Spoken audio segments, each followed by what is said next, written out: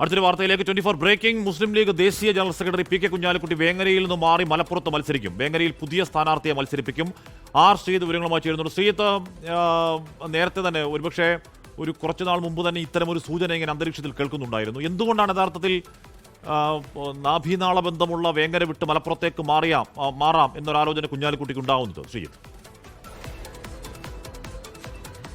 ഹാഷ്മി, കുഞ്ഞാലിക്കുട്ടിക്ക് നാഭീനാള ബന്ധമുള്ള വേങ്ങരയിലേക്ക് മാറുന്നതിന് മുമ്പ് അദ്ദേഹം മലപ്പുറത്തെയാണ് പ്രതികരിച്ചത്. പിന്നീട് കുറ്റിപ്പുറത്തേക്കൊക്കെ പോയെങ്കിലും മലപ്പുറം അദ്ദേഹത്തിൻ്റെ തട്ടകമാണ്. അദ്ദേഹത്തിൻ്റെ പ്രധാനപ്പെട്ട പ്രവർത്തന മണ്ഡലം അടങ്ങുന്ന സ്ഥലമായിരുന്നു ഒരു കാലത്ത് മലപ്പുറം. അവിടേക്ക് അദ്ദേഹം തിരിച്ച് വരികയാണ്. ഈ രണ്ട് സീറ്റുകളും തമ്മിൽ വിജയസാധ്യതയുടെ കാര്യത്തിലോ മറ്റ് ആശങ്കകളുടെ കാര്യത്തിലോ ഒരു പ്രശ്നവുമില്ല.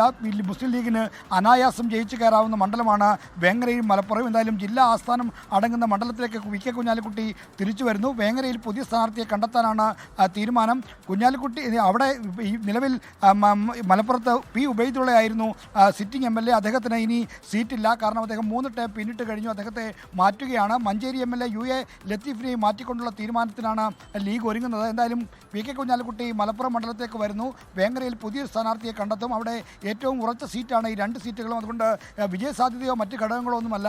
കുഞ്ഞാലിക്കുട്ടി കുറച്ചുകൂടി അദ്ദേഹത്തിൻ്റെ സൗകര്യപ്രദമായ ഒരു മണ്ഡലത്തിലേക്ക് മാറുന്നു എന്നതിനപ്പുറത്തേക്ക് ഇതിന് മറ്റ് രാഷ്ട്രീയ വ്യാഖ്യാനങ്ങളൊന്നുമില്ല എന്നാണ് ലീഗ് നേതൃത്വം പറയുന്നത്. എന്തായാലും 99% പി കെ കുഞ്ഞാലിക്കുട്ടി മലപ്പുറത്ത് മത്സരിക്കാനുള്ള സാധ്യതയാണ്. അതാണ് ലീഗ് ജനറൽ സെക്രട്ടറി PMA സലാം അടക്കം അത് സ്ഥിരീകരിക്കുന്നുണ്ട്.